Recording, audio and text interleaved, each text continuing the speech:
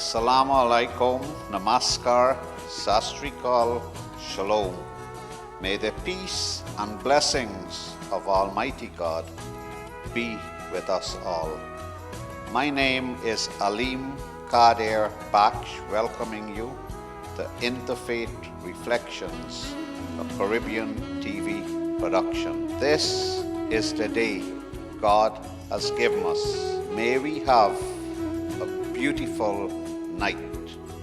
The meaning of Sohani Rat, our theme song.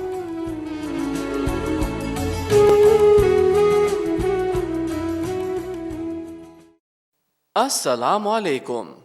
This segment focusing on Islam is sponsored by the Imdadul Islamic Jamaat of Toronto. We begin with Surah Fatiha, the starting chapter of the Holy Quran. أعوذ بالله من الشيطان الرجيم بسم الله الرحمن الرحيم الحمد لله رب العالمين الرحمن الرحيم مالك يوم الدين إياك نعبد وإياك نستعين اهدنا الصراط المستقيم صراط الذين أنعمت عليهم غير المغضوب عليهم ولا الضالين.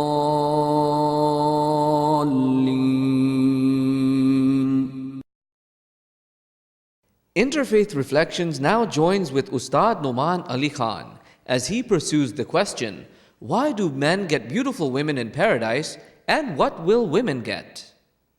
You people, you're 70 virgins in heaven, that's why you kill people, etc., etc.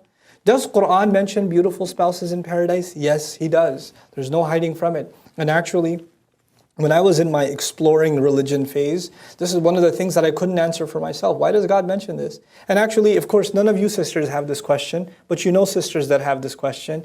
Brother, Quran talks about these spouses for men in paradise. What do women get?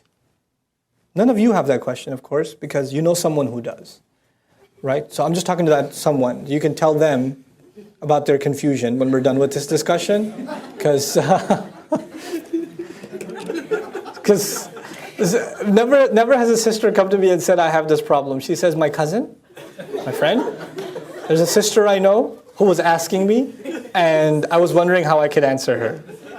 Okay, we'll play along, that's fine. No problem. But the question actually arose in my mind too. What's the deal with these kinds of like sensual rewards and beautiful women and all of this stuff? And they're physically being described too. This surah actually minimally describes them physically. But even then, why? And I was kind of seeking the answer, and rahimahullah, I had very brief conversations with this man, Dr. Israr Ahmed. Very briefly did I get to personally meet him. And it's a very intimidating personality, rahimahullah. He passed away.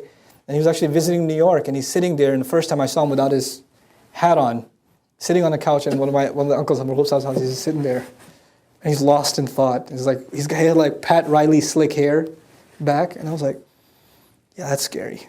So I'm just sitting next to him, awkward silence, and of all the things I could have come, I had so many questions. I was like, so why does Allah talk about Hur in paradise? Oh God, what have I done?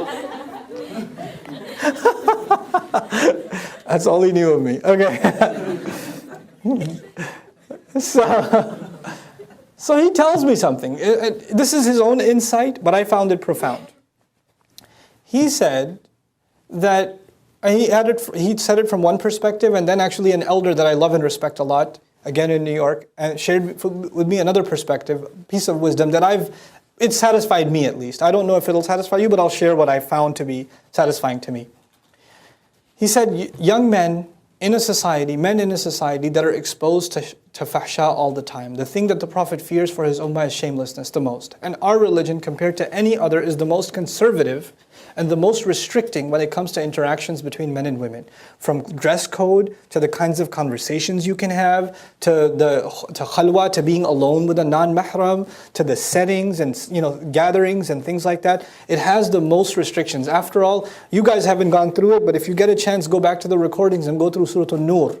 Surah An-Nur talks about even the code of people coming and knocking on your door, that they shouldn't just walk into your house. Let the women make the arrangements and be in a separate place and all of that.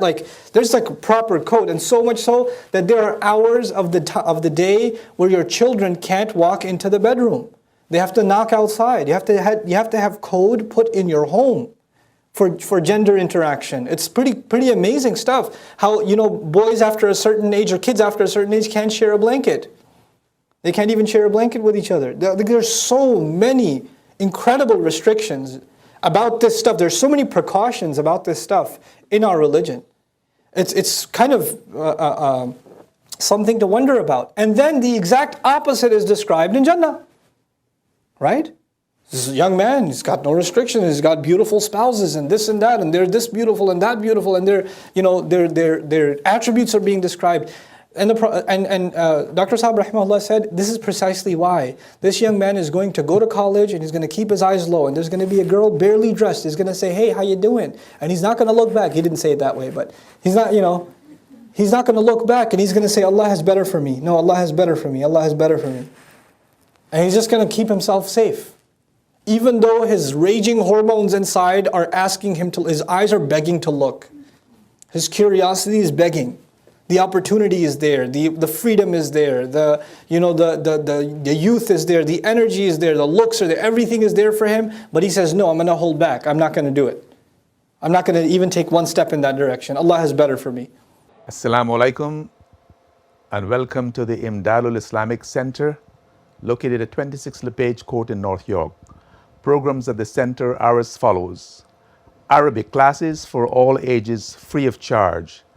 Last Saturday of every month, we have the Sisters program.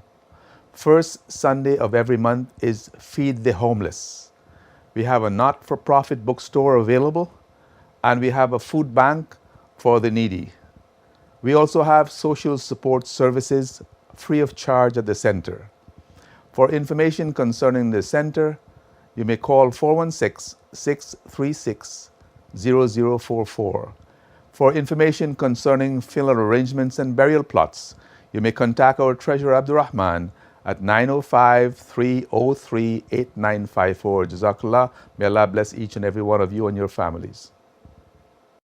The Sunnat al-Jamaat of Toronto invites you to take part in their Eid fundraising dinner, Saturday, September 5th from 3:30 p.m. at 347 Danforth Road in Scarborough. Please support this worthy cause as all proceeds go toward the mosque project. For tickets and info, please call Brother M. Sharif at 416-690-2298, Brother Firoz Baksh at 416-449-4854, or Sister Baby Haq at 416-498-5142. We invite you to join us to further your viewing pleasure. Later today at 11:30 a.m. Eastern, join us on Checks Television for our entertainment magazine program, Caribbean TV.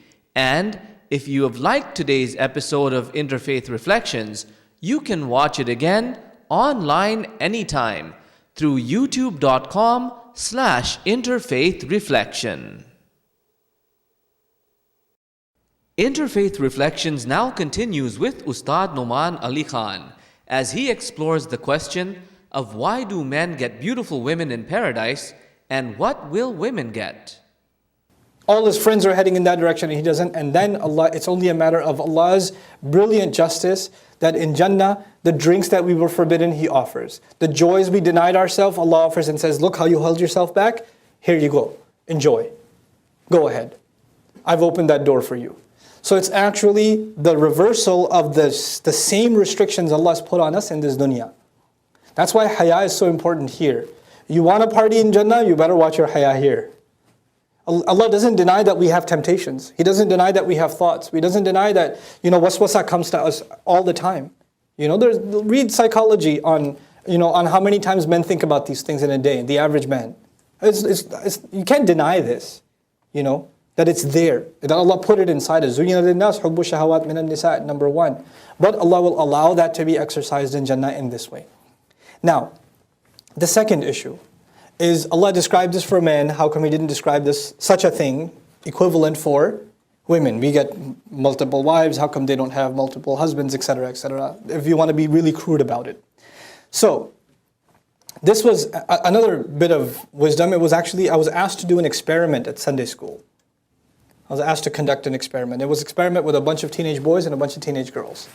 And to both, the question to be asked was, so if you could have anything you want, as many times as you want, without any restrictions, nobody will find out, you won't get any trouble, and it's not going to be, you're not even religiously liable. You could have whatever you want right now, what would it be? Okay?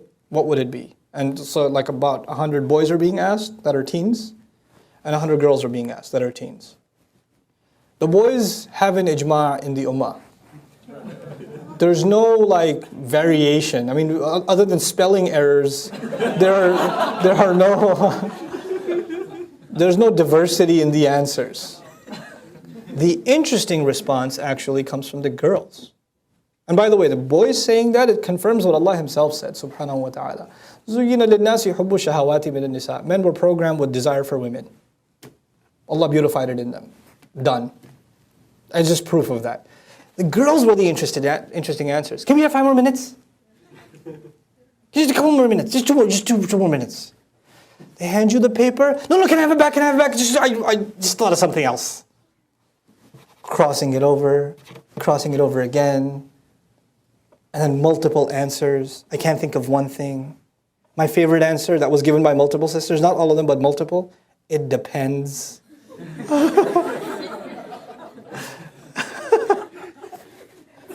It's too good.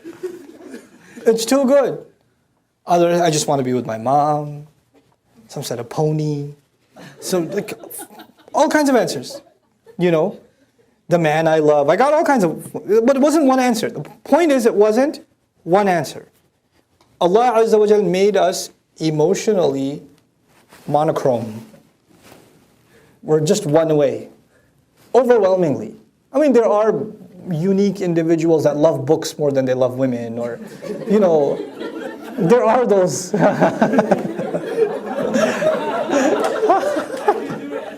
How do you do it? Okay. But overwhelmingly, He made us one way. And so Allah described it. Now, I don't want to appease to sisters. This is my own conviction, and I'm not shy. Personally, I don't think I'm shy to explain what Allah Azza wa Jal does. We have to be true to Allah's word. We're not here to make anybody happy or upset. We're just here to explain to the best of my understanding, what Allah Azza wa Jal says. Okay? In my personal opinion, the rewards of women described in Jannah are actually more eloquent. They're more eloquent. I'll share with you an Arabic expression you might be familiar with. رُبَّ سُكُوتٍ, I don't know, the quiz is on Monday. رُبَّ سُكُوتٍ أَبْلَغُ مِنْ كَلَامٍ. Perhaps silence speaks more loudly than speech. Allah Azza wa Jal is silent on this, not to say that there are no rewards, but they're beyond words. And this happens in the Quran, as a matter of fact. There are rewards for different kinds of deeds, but sometimes there are deeds that are so magnificent to Allah that they can't even be put in words. So what does Allah say about those kind of deeds? فَأَجْرُهُ عَلَى اللَّهِ. Then the compensation of such a deed is on Allah. Allah will take care of it. He doesn't even say gardens and rivers and spouses. It's beyond description. So He just says, I'll take care of them. It's on me. That's the reward, by the way, incidentally, that indescribable reward is for someone who forgives somebody. Even if they have had the power to take revenge and they still forgave, then that person gets a reward that can't even be described. Allah just says, I'll take care of him. Ajruhu, it's on Allah. Allah will take care of him. Subhanallah. Now, for women's rewards not to be described is not to take away, but to actually elaborate, further leave to the imagination. And incidentally, no Muslim believer, man or woman, should feel like they're going to be shortchanged. Get to Jannah, you won't be disappointed. What am I going to get though? I don't know if I'll like it. You'll like it. What's the proof you'll like it? Surah Fussilat. Surah number 41. Allah Azza wa Jalla says to all of humanity, وَلَكُمْ فِيهَا مَا تَشْتَهِي أَنفُسُكُمْ. You will have whatever you desire. That's open to men and women. Whatever you want will be there. And then some. And then some. وَلَكُمْ فِيهَا مَا تَدَّعُونَ. And whatever you might come across, later might pop in your head. You place an order for something later on.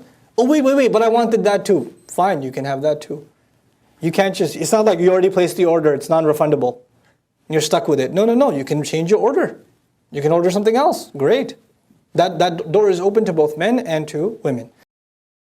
We now bring you a reading of Surah Al-Haqqa, the 69th chapter of the Holy Quran. بسم الله الرحمن الرحيم الحاقة ما الحاقة وما أدراك ما الحاقة كذبت ثمود وعاد بالقارعة فأما ثمود فأهلكوا بالطاغية وأما عاد فأهلكوا بريح صرصر عاتية سخرها عليهم 7 ليال و8 أيام حسوما فترى القوم فيها صرعى كأنهم أعجاز نخل خاوية فهل ترى لهم من باقية وجاء فرعون ومن قبله والمؤتفكات بالخاطئة فعصوا رسول ربهم فأخذهم أخذة رابية إنا لما طغى الماء حملناكم في الجارية لنجعلها لكم تذكرة وتعيها أذن واعية فإذا نفخ في الصور نفخة واحدة وحملت الأرض والجبال فدكتا دكة واحدة فيومئذ وقعت الواقعة وانشقت السماء فهي يومئذ واهية والملك على أرجائها ويحمل عرش ربك فوقهم يومئذ 8 يومئذ تعرضون لا تخفى منكم خافية فأما من أوتي كتابه بيمينه فيقول هاؤم اقرءوا كتابيه إني ظننت أني ملاق حسابيه فهو في عيشة راضية في جنة عالية قطوفها دانية كلوا واشربوا هنيئا بما أسلفتم في الأيام الخالية وأما من أوتي كتابه بشماله فيقول يا ليتني لم أوت كتابيه ولم أدر ما حسابيه يا ليتها كانت القاضية ما أغنى عني ماليه هلك عني سلطانيه خذوه فغلوه ثم الجحيم صلوه ثم في سلسلة ذرعها 70 ذراعا فاسلكوه إنه كان لا يؤمن بالله العظيم ولا يحض على طعام المسكين فليس له اليوم هاهنا حميم ولا طعام إلا من غسلين لا يأكله إلا الخاطئون فلا أقسم بما تبصرون وما لا تبصرون إنه لقول رسول كريم وما هو بقول شاعر قليلا ما تؤمنون ولا بقول كاهن قليلا ما تذكرون تنزيل من رب العالمين ولو تقول علينا بعض الأقاويل لأخذنا منه باليمين ثم لقطعنا منه الوتين فما منكم من أحد عنه حاجزين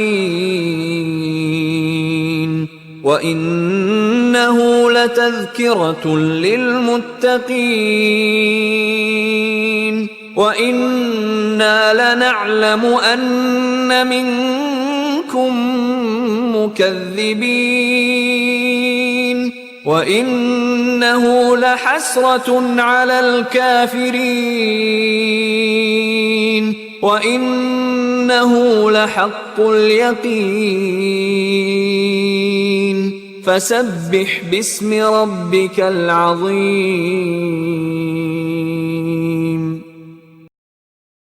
The Sunnat al-Jamaat of Toronto invite you to take part in their Eid fundraising dinner, Saturday, September 5th from 3:30 p.m. at 347 Danforth Road in Scarborough. Please support this worthy cause as all proceeds go toward the mosque project.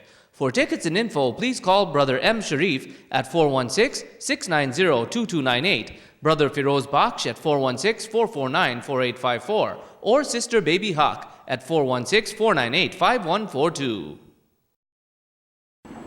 Our final item for this week on Interfaith Reflections is a Naat by Junaid Jamshed. Mere Nabi, Pyare Nabi. پیارے نبی سنت تیری دنیا دی تو ہی شفاعت کی اما اے رحمت للعالمین اے نبی پیارے نبی سنت تیری دنیا دی کوئی نہیں تجھ سا نہیں اے رحمت للعالمین اے نبی پیارے نبی سنت تیری دنیا دی اے نبی اے نبی اے نبی تیرے در پہ آئے جو دامن کو بھر لے جائے وہ ان جالیوں کی شان کیا ایک نظر ہم پر بھی ہو اے نبی پیارے نبی سنت تیری دنیا دی اے نبی پیارے نبی سنت تیری دنیا دی تو ہی شفاعت کی اما اے رحمت للعالمین